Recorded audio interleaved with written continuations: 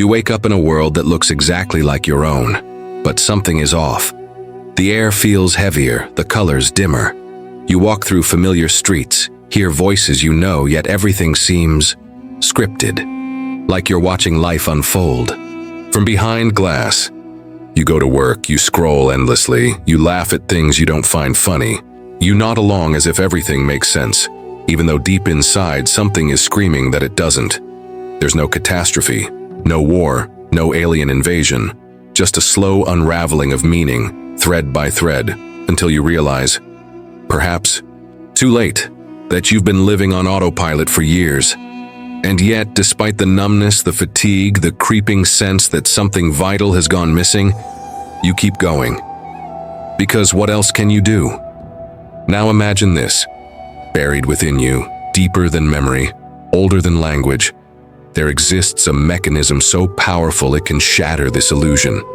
A switch, a failsafe, a code embedded into the very architecture of your biology, an ancient survival system designed not just to protect you from physical danger, but from psychological and existential collapse. This is the body's escape code. And here's the paradox. This code was meant to be used. It is part of your design. Yet modern civilization has made it almost impossible to access, at least consciously. We have built entire systems to suppress it, to pacify it, to make us forget that we ever needed it in the first place. But what happens when the world becomes too comfortable? When safety becomes a cage? When the absence of real threat breeds a different kind of danger, one that gnaws silently at the core of who you are? Ask yourself, have you ever felt truly alive? Not distracted, not entertained, not medicated or numbed or busy, but alive in the rawest, most primal sense, with every nerve awake, every instinct sharp, every breath charged with purpose. There are moments, fleeting, rare, when you feel it, in the aftermath of loss, in the grip of fear, during an accident, narrowly avoided, in the final stretch of an impossible race. For those few seconds, the fog lifts. Time slows. You are present, fully, utterly, unmistakably. Why does it take crisis to awaken you? Why must you wait for danger to remember who you are? Is it possible that your mind and body are waiting for something? A signal, a trigger, that you have long since stopped giving them? The truth is unsettling. You were never meant to live like this. Your ancestors didn't sit in cubicles under artificial light, scrolling past images of lives they would never live. They ran, they fought, they endured, they adapted. They're nervous. Systems were forged in struggle, tempered by uncertainty. They knew hunger, cold, pain, and because of that, they also knew joy, warmth, triumph. But you have been conditioned to believe that comfort is the goal, that safety is the prize, that peace is the absence of conflict. What if all of that is a lie? What if true peace comes not from avoiding struggle, but from mastering it? What if the only way to reclaim your vitality is to reawaken the dormant systems that once kept you alive? Think about it. Why do people seek out extreme sports, near-death experiences, meditation retreats, or even war zones? Why do some choose chaos over stillness? Why do others fall apart when nothing bad has happened? Because the human organism is not designed for stagnation. It thrives on challenge. It demands engagement. Without it, it begins to rot from within, not physically, but psychologically, spiritually. And so you find yourself trapped in a cruel irony. You live longer, safer, more advanced lives than any generation before you. And yet you suffer from anxiety, depression, addiction, and existential despair at unprecedented rates. Something is wrong, something deep. And the answer may not lie in fixing the system, but in breaking free from. So ask yourself again, are you truly alive? Or are you merely surviving? And more importantly, what would it take to finally awaken? You feel it in the quiet moments, when the world dims and the noise fades. It creeps in like a shadow you can't quite name. The sense that something vital has been lost. Not stolen exactly, more like forgotten. Buried beneath layers of routine, expectation, distraction. You are alive, yes, but not fully so. You exist, but do not thrive. You move through days like a ghost in your own body, watching yourself eat, work, sleep, repeat, without ever truly choosing any of it. This is not madness. This is modernity. The philosopher Arthur Schopenhauer once wrote that life swings like the pendulum between pain and boredom, a chilling thought, made more disturbing by its truth. He saw humanity as driven by ceaseless desires, each one pulling us forward, only to reveal another void behind it. Satisfaction, if it comes at all, is fleeting. And when there is nothing left to want, boredom, a kind of existential nausea, takes hold. But what Schopenhauer could not have predicted was how deeply we would entrench ourselves in systems designed to pacify this very condition, how we would build entire industries around the illusion of fulfillment, entertainment, consumerism, social validation, all of them distractions, carefully curated to keep you from confronting the uncomfortable silence within. Carl Jung called this the collective unconscious, a shared psychic inheritance filled with archetypes and instincts, older than language itself. Among them lies the warrior, the lover, the sage, the primal figures who once guided human behavior. But today, these archetypes lie dormant, suffocated beneath layers of artificial comfort. We no longer need to fight for survival, so we forget how to fight for meaning. We no longer face physical danger daily, so we become blind to the inner threats that fester in its absence. And yet we still hunger for struggle, for purpose, for something real. Friedrich Nietzsche understood this better than most. He warned that without struggle, without resistance, the will to power, the driving force of human existence, would turn inward. When denied an external enemy, the self becomes its own battleground. Depression, anxiety, self-sabotage, addiction. These are not mere malfunctions of the mind. They are symptoms of a deeper disconnection. A soul that has forgotten how to engage with reality begins to devour itself. Viktor Frankl, writing from the depths of Auschwitz, observed that those who found meaning, even in suffering, were more likely to survive. He called it the will to meaning, and it became the foundation of his life's work. But in a world where suffering is increasingly optional, where discomfort is seen as a flaw in the system rather than a necessary teacher, what happens to that will? What happens when people no longer know why they suffer, only that they do? Jean-Paul Sartre argued that man is condemned to be free, that we are defined not by our circumstances, but by our choices. Yet in a society where choice is overwhelming and consequences diluted, freedom becomes paralyzing. We are bombarded with infinite options, none of which seem to matter. Every path feels equally valid, and therefore equally meaningless. The weight of autonomy crushes under its own emptiness. Aldous Huxley, in Brave New World, imagined a future where people were kept docile, not through oppression, but through pleasure, through distraction, through engineered happiness. One believes things because one has been conditioned to believe them, says Mustafa Mond, the controller. People are happy. They get what they want, and they never want what they can't. In such a world, rebellion is unnecessary, because desire itself is manufactured. Dissent is irrelevant, because everyone already thinks they are free. And now, look around. Social media algorithms tailor your worldview to reinforce your biases.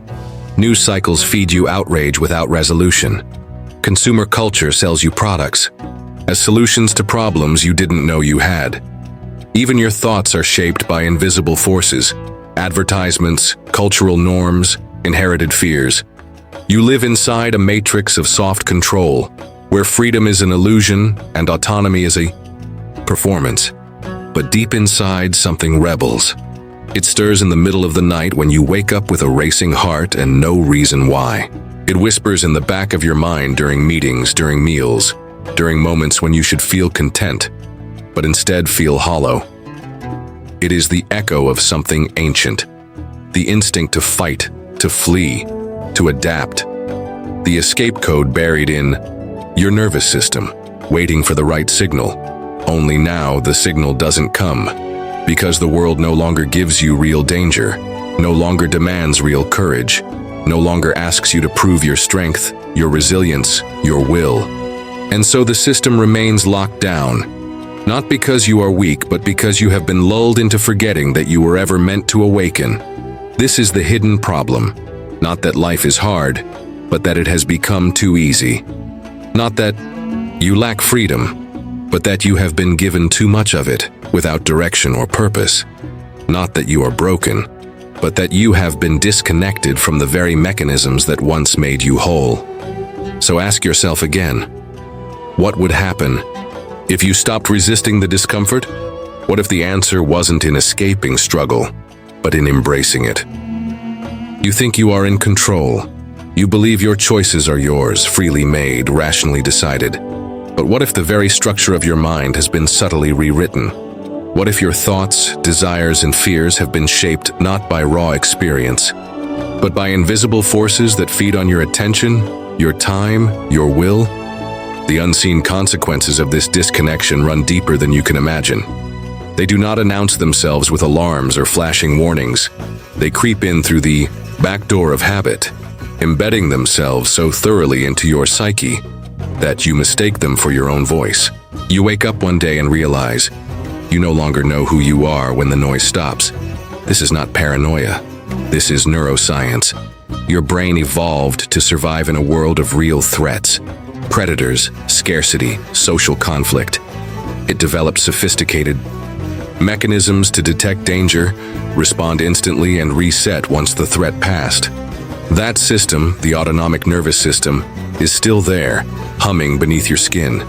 But now, instead of facing down a charging animal or navigating a hostile terrain, you face emails, deadlines, and endless scrolling.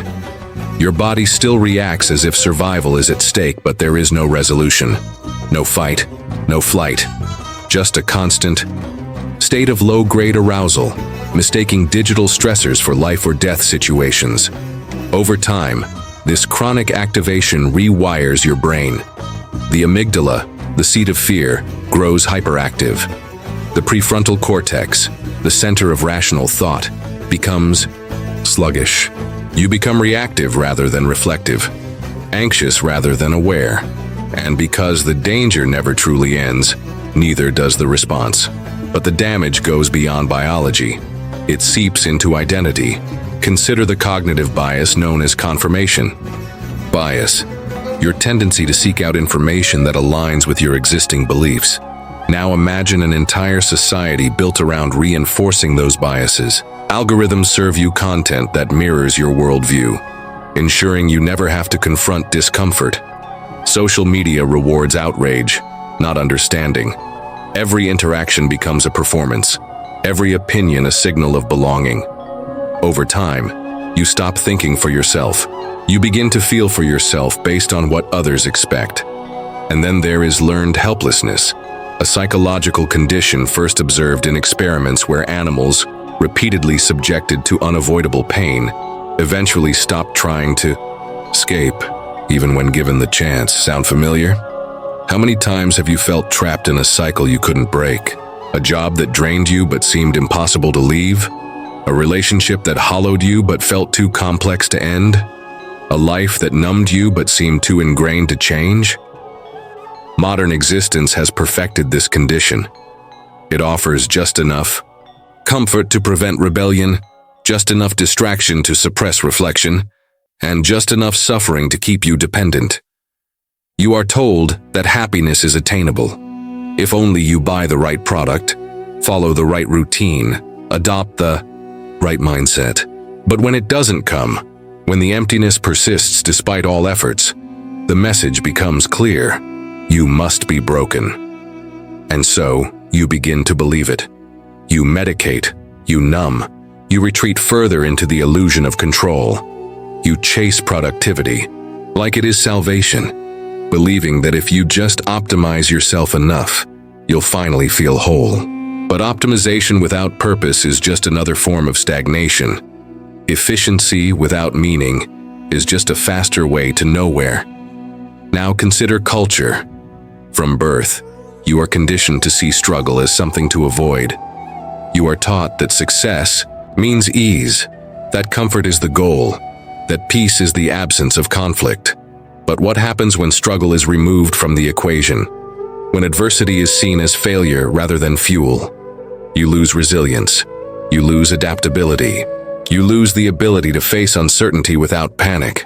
Worse still, you lose the capacity to distinguish between real and imagined threats. Because when everything feels urgent, nothing is. When every injustice demands your outrage, none of them receive your full attention. When every problem seems catastrophic, you become paralyzed by the weight of it all. This is how civilizations decay, not through sudden collapse, but through slow erosion. Through the quiet surrender of the individual to the machine. Through the replacement of depth with convenience, of wisdom with data, of courage with compliance.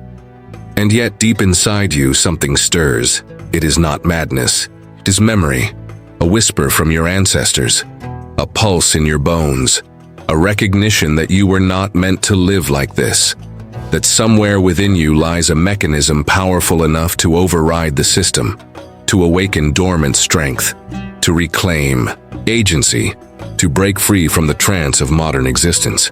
But to access it, you must first understand what has been done to you. You must see the trap before you can escape it. You must recognize the illusion before you can tear through it. Because the greatest deception is not that you are controlled, but that you believe. You are already free. You are not broken. That is the first truth you must accept.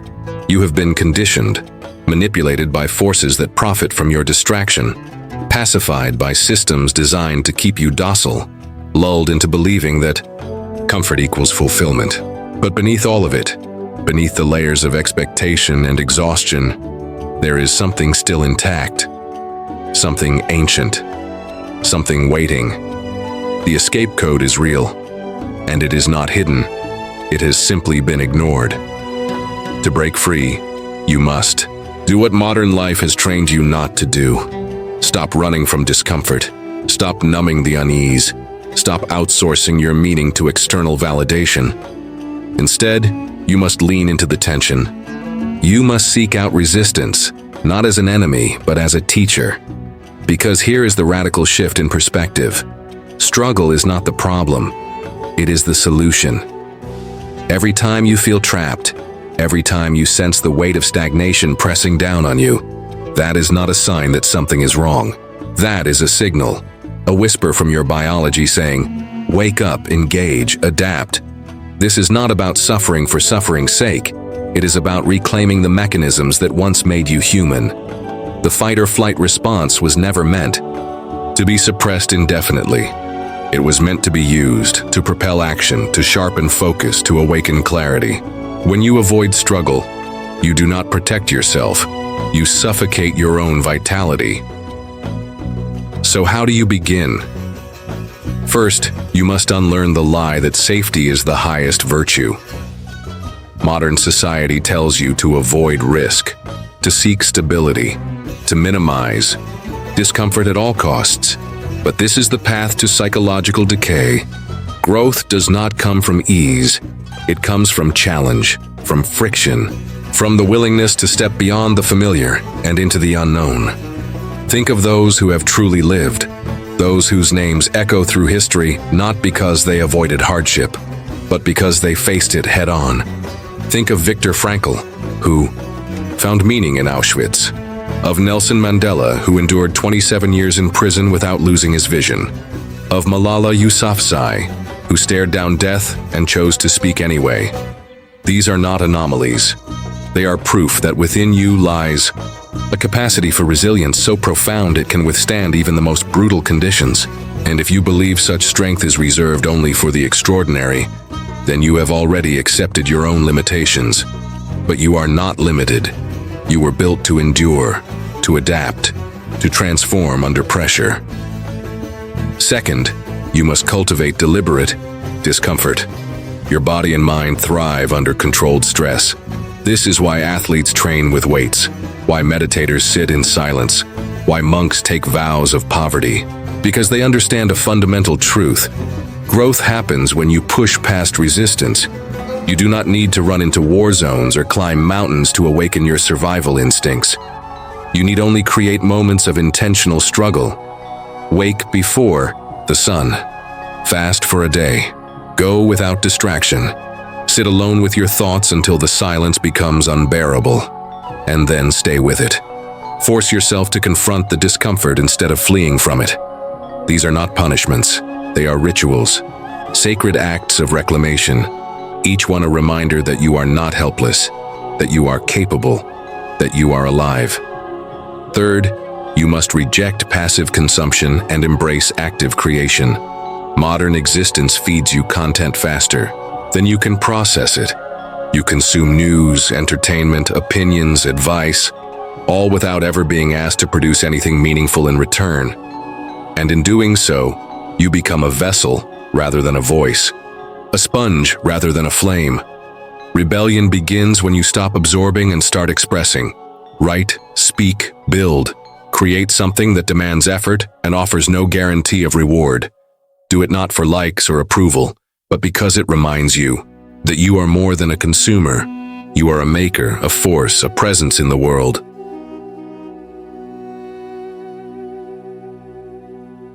Fourth, you must reconnect with your primal self. You were not meant to live entirely in your head. Your ancestors did not survive through logic alone. They moved, they hunted, they fought, they danced. Their minds were extensions of their bodies. Today you spend hours seated, staring at screens, disconnected from the physicality that once defined your species. Move like your life depends on it, because in a way, it does. Lift heavy things. Run until your lungs burn. Wrestle with resistance, both literal and metaphorical. Feel your heartbeat, your breath, your sweat. Let your body remind you that you are not just a thinker. You are a living, breathing organism, with instincts far older and wiser than your conscious mind. And finally, you must stop seeking permission. No one will hand you purpose. No app will optimize your fulfillment. No system will grant you freedom. You must take it. You must carve it out with your own hands, with your own choices, with your own refusal to remain asleep. This is the rebellion, not loud, not dramatic, but deeply personal. It begins the moment you decide to stop waiting for the perfect conditions, the moment you stop asking whether you are ready, and instead act as if you already are. Because readiness is not the absence of fear, it is the decision to move forward despite it, because growth does not wait for comfort.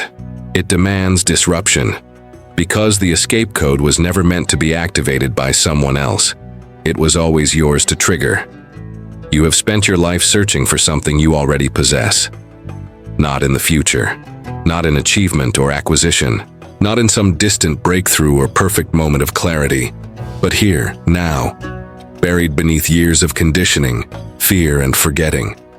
You have been running toward answers when the truth was always behind you, waiting to be seen, not understood, not earned, but remembered.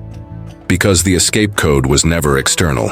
It is not a technique, not a method, not a secret whispered by gurus or sold in self-help books.